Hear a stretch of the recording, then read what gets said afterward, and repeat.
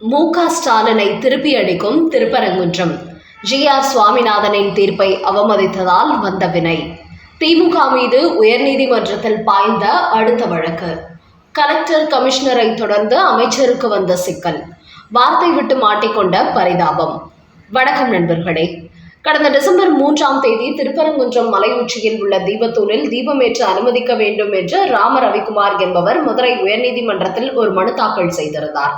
அந்த மனுவை விசாரித்த நீதிபதி ஜி.ஆர். சுவாமிநாதன் அந்த மலைக்கு நேரில் சென்று தீபத்தூண் இருக்கும் இடத்தை பார்வையிட்டு அதன் பிறகே வருடத்திற்கு ஒருமுறை கார்த்திகை தீபத்தன்று மலை உச்சியில் இருக்கும் தீபத்தூணில் தீபம் ஏற்றிக் கொள்ளலாம் என்று உத்தரவு போட்டார்.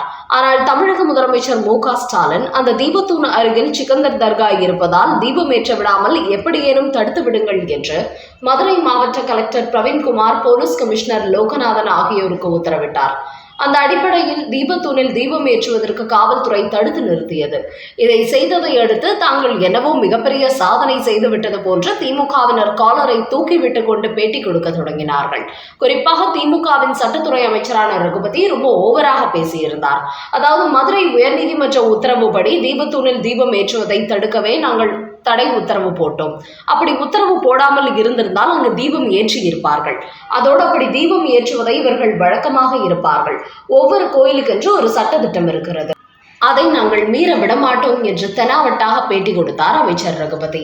ஆனால் அதையடுத்து நீதிமன்ற தீர்ப்பை அவமதிப்பு செய்துவிட்டதாக மதுரை மாவட்ட கலெக்டர், போலீஸ் கமிஷனர், திருப்பரங்குன்றம் கோவில் செயல் அலுவலர் ஆகியோர் மீது நீதிமன்ற அவமதிப்பு வழக்கு தொடரப்பட்டது. தீபத்தூணில் தீபம் ஏற்ற வேண்டும் என்று கோரிக்கை வைத்த ராம ரவிக்குமார் இந்த மனுவையும் தாக்கல் செய்தார்.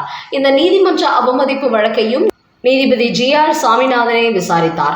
அப்போது மதுரை மாவட்ட collector Praveenkumar, police commissioner Loganathan உள்ளிட்ட பலரும் நீதிமன்றத்தில் ஆஜராகி நீதிமன்ற உத்தரவை தாங்கள் நிறைவேற்றாததற்கு நிபந்தனையற்ற மன்னிப்பு கேட்டுக்கொண்டார்கள். அதையடுத்து ஜி.ஆர். சுவாமிநாதன் இந்த வழக்கை மார்ச் 2ஆம் தேதிக்கு ஒத்திவைத்தார். அதோடு தீபம் ஏற்றுவதற்கு அனுமதி கொடுத்த வழக்கை மீண்டும் தமிழக அரசு சார்பில் மதுரை உயர்நீதிமன்றத்தில் மேல்முறையீடு செய்தார்கள். அதை விசாரித்த 2 அமர்வு நீதிபதிகளும் தீபம் ஏற்றுவதற்கு எந்த தடையும் இல்லை என்று உத்தரவு போட்டார்கள்.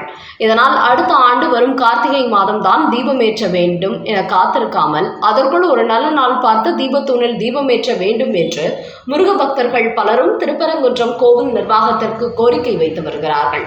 இந்த நிலையில் தற்போது பரமசிவம் என்பவர் மதுரை உயர்நீதிமன்றத்தில் ஒரு இடையீட்டு மனு தாக்கல் செய்துள்ளார். அந்த மனுவில் திருப்பரங்குன்றம் தீபத்தூணில் தீபம் ஏற்றுவதற்கு எதிராக பேசிய அமைச்சர் ரகுபதி மீது நடவடிக்கை எடுக்க உத்தரவிட வேண்டும் என்று ஒரு மனு தாக்கல் செய்துள்ளார். அந்த மனுவில் வழிபாட்டு முறை என்பது அந்தந்த மதங்களை சார்ந்த மக்களின் உணர்வுகள் சம்பந்தப்பட்டது. இதுபோன்றுதான் அனைத்து வழிபாட்டு தலங்களும் செயல்பட்டு வருகின்றன. ஆனால் இந்துக்களுக்கு எதிராக இருக்கும் திமுகவும் இந்து வழிபாட்டு முறைகள் தலையிட்டு பக்தர்களின் உரிமைகளை பறிக்கும் வகையில் தடை உத்தரவுகளை போடுகிறார்கள். குறிப்பாக திருப்பரங்குன்றம் மலை உச்சியில் உள்ள தீபத்தூணில் தீபம் ஏற்ற வேண்டும் என்று கூறியதும் அது தீபத்தூணே அல்ல, சமணர் காலத்து சர்வே கல் என்று திமுகவினர் கூறினார்கள். அதன் பிறகு அது தீபத்தூண் தான் என்று நிரூபிக்கப்பட்டதை அடுத்து மலை உச்சியில் தீபம் ஏற்றும் வழக்கமே இல்லை, அதனால் வழக்கத்தை மாற்றுவதற்கு திமுக அரசு ஒத்துக்கொள்ளாது என்று சொன்னதோடு அந்த மலையில் இருக்கும் சிக்கந்தர் தர்காவினரையும் அதற்கு எதிராக மதுரை உயர்நீதிமன்றத்தில் மனு தாக்கல் செய்ய வைத்தார்கள். அந்த வகையில் திமுக அரசானது இந்துக்களுக்கு எதிராகவும் இஸ்லாமியர்களை பாதுகாக்கும் ஒரு அரசாங்கமாகவும் இருந்து வருகிறது. அவர்களின் செயல்பாட்டில் சமநிலை இல்லை. இந்துக்களை அடக்கி ஒடுக்க வேண்டும் என்பதில் தீவிரம் காட்டுகிறார்கள். முருகன் கோவிலுக்கு சம்பந்தப்பட்ட எல்லையில் கோவில் வழிபாட்டு முறைகள் எதுவாக இருந்தாலும் அதை செய்வதற்கு பக்தர்களுக்கு உரிமை உள்ளது. ஆனால் இவர்களோ இந்துக்களின் உணர்வுகளை மிதிக்கும் வகையில் அதற்கு எதிராக செயல்படுகிறார்கள். அதிலும் ஒரு அமைச்சர் பொதுவெளியில் நீதிமன்றம் உத்தரவு போட்ட போதும் நாங்கள் தான் அதை தடுத்து நிறுத்தினோம் என்று ஆவேசமாக பேசுகிறார். ஆனால் நீதிமன்ற உத்தரவை அவமதித்த மாவட்ட கலெக்டர், கமிஷனர் போன்றவர்கள் அதற்கு மன்னிப்பு கேட்டுள்ளார்கள். அதனால் இந்த விவகாரத்தில் அறநிலையத்துறை மட்டுமின்றி தமிழக சட்டத்துறையும் சம்பந்தப்பட்டுள்ளது. அப்படி இல்லை என்றால் அமைச்சர் ரகுபதி இந்த அளவுக்கு பொதுவெளியில் பேசியிருக்க வேண்டிய அவசியமே இல்லை.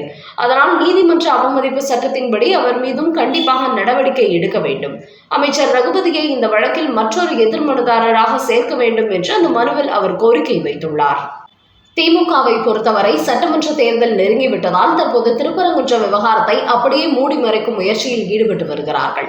ஆனால் இந்த நேரம் பார்த்து பரமசிவம் என்பவர் திமுக அமைச்சர் ரகுபதியிடம் விசாரிக்க வேண்டும் என்று மனு தாக்கல் செய்திருப்பது அறிவாலய வட்டாரத்துக்கு அதிர்ச்சியை கொடுத்திருக்கிறது. தேர்தல் நேரத்தில் இந்துக்களுக்கு திமுக மீது எதிர்ப்பு மனநிலை வந்துவிடக் கூடாது என்பதற்காக திருப்பரங்குன்றம் வழக்கு குறித்த அனைத்து விஷயங்களும் மூடி மறைக்கும் முயற்சியில் ஈடுபட்டுள்ள திமுக கடந்த சட்டமன்ற தேர்தலுக்கு முன்பு முருகன் வேலேந்தி மு.க.ஸ்டாலின் போஸ் கொடுத்தது போன்று சமீபத்தில் உதயநிதியும் போஸ் கொடுத்தார். இப்படி தமிழ்நாட்டு மக்களை மீண்டும் ஏமாற்றும் வேளையில் தாங்கள் ஈடுபட்டிருக்கும் இந்த நேரத்தில் தீபத்தூண் விவகாரத்தை இந்த அமைப்பு தலைவர்கள் மீண்டும் கையில் எடுத்திருப்பது மு.க.ஸ்டாலினுக்கு சிக்கலை ஏற்படுத்தி இருப்பதோடு இது சம்பந்தமாக திமுகவினர் யாரும் எதிர்வினை ஆற்றக்கூடாது. மீடியாக்களை சந்திக்கும் போது இது குறித்து கேள்வி கேட்டால் கூட பொறுமையாக பதில் கொடுக்க வேண்டும். எடுத்தோம் கவுத்தோம் என்று இந்துக்களுக்கு எதிராக பேசி பிரச்சனையை ஏற்படுத்தி விடாதீர்கள் என்று ஸ்டாலின் ஒரு தடை உத்தரவு போட்டிருப்பதாகவும் அறிவாலய வட்டாரங்களில் கூறுகிறார்கள். அந்த வகையில் மதுரை உயர்நீதிமன்றத்தில் தாக்கல் செய்துள்ள இந்த மனுவையும் ஜி.ஆர். சுவாமிநாதன் விமர்சிப்பார். அமைச்சர் ரகுபதியை கூண்டில் ஏற்றி தீபத்தூணில் தீபம் ஏற்ற விடாமல் அவமதித்ததின் காரணம் என்ன என்பது குறித்து பலதரப்பட்ட கேள்விகளை கேட்டு திமுகவுக்கு மேலும் அதிர்ச்சி கொடுக்கும் வகையில் அதிரடி கேள்விகளை எழுப்புவார் என்கிற தகவல்களும் வெளியாகியுள்ளன. அந்த வகையில் சட்டமன்ற தேர்தல் நெருங்கும் நேரத்தில் மீண்டும் திமுக இந்துக்களின் எதிர்ப்பாலையில் சிக்கிக்கொள்ளும் சூழல் உருவாகியிருக்கிறது. அடுத்த செய்தி, அதிமுகவில் என்னை முதுகில் குத்தி விட்டார்கள். தாவேகாவில் இணைந்த முன்னாள் சபாநாயகர் தனபாலின் மகன் லோகேஷ். கடந்த அதிமுக ஆட்சி காலத்தில் சபாநாயகராக இருந்தவர் தனபால். தற்போது அதிமுக எம்எல்ஏவாக இருக்கிறார். இவரது மகன் லோகேஷ் தமிழ்செல்வன் கடந்த 2024 மக்களவைத் தேர்தலில் நீலகிரி தொகுதியில் போட்டியிட்டு 3வது இடம் பிடித்தார். இந்த நிலையில் தற்போது அவர் அதிமுகவிலிருந்து விலகி விஜயின் தமிழக வெற்றிக் கழகத்தில் இணைந்திருக்கிறார். இதையடுத்து அவர் வெளியிட்டுள்ள ஒரு செய்தியில், அதிமுகவில் சீனியர்களுக்கு மரியாதை குறைந்துவிட்டது, அதனால்தான் செங்கோட்டையன் தமிழக வெற்றிக் கழகத்தில் இணைந்து விட்டார். என் தந்தை அதையெல்லாம் பொறுத்து கொண்டு அதிமுகவிலேயே இருக்கிறார். ஆனால் நான் கொள்கைக்காக செயல்படக்கூடியவன், அதனால் தான் விஜய்க்கு ஆதரவாக தாவேகாவில் இணைந்து விட்டேன். விஜயை முதலமைச்சர் ஆக்குவது எனது நோக்கம் என்று கூறியுள்ள லோகேஷ் தமிழ்செல்வன், அதிமுக சார்பாக அவிநாசி தொகுதியில் போட்டியிட வேண்டும் என்று விருப்ப மனு கொடுத்தேன். அவர்களும் எனக்கு சீட் கொடுக்க தயாராகத்தான் இருக்கிறார்கள். ஆனால் அதிமுகவிற்கு எதிர்காலம் இருப்பதாக நான் கருதவில்லை. கட்சியின் தொண்டர்கள் சோர்வடைந்து விட்டார்கள். அதனால் தான் அந்த கட்சிக்காக உழைத்து நேரத்தையும் காலத்தையும் வீணடிக்க விரும்பவில்லை. குறிப்பாக சட்டசபை தேர்தலில் அதிமுக 3வது இடத்திற்கு செல்ல அதிக வாய்ப்பு இருக்கிறது. அதன் காரணமாகவே அப்படிப்பட்ட கட்சிக்காக கடுமையாக உழைக்க விரும்பாமல் இளைஞர்கள் மத்தியில் அமோக வரவேற்பு பெற்றுள்ள விஜய் கட்சியில் இணைந்து விட்டேன் என்று அவர் தெரிவித்திருக்கிறார். சட்டமன்ற தேர்தலை ஒட்டி வார் ரூம் உருவாக்கிய பாஜக. தமிழக சட்டமன்ற தேர்தல் நெருங்கிக் கொண்டிருக்கும் நிலையில் அதிமுக திமுக கட்சிகள் தொகுதி பங்கீட்டில் தீவிரமடைந்துள்ளார்கள்.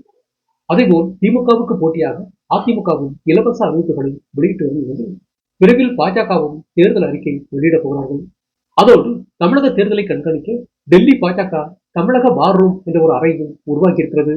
அதில் தமிழக வரைபடம் தொங்குவிடப்பட்டுள்ள நிலையில் பாஜகவுக்கு எந்தெந்த தொகுதிகளில் வெற்றி வாய்ப்பு அதிகம் உள்ளது என்பதை சுட்டிக்காட்டியுள்ளார்கள்.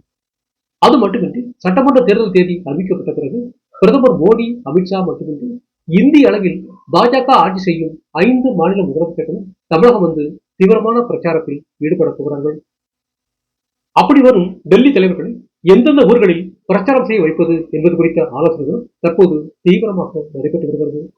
இதை எல்லாமே தேசிய பாஜகவின் புதிய தலைவரான நிதின் நவீன் மேற்பார்வையில் நடைபெற உள்ளதாம்.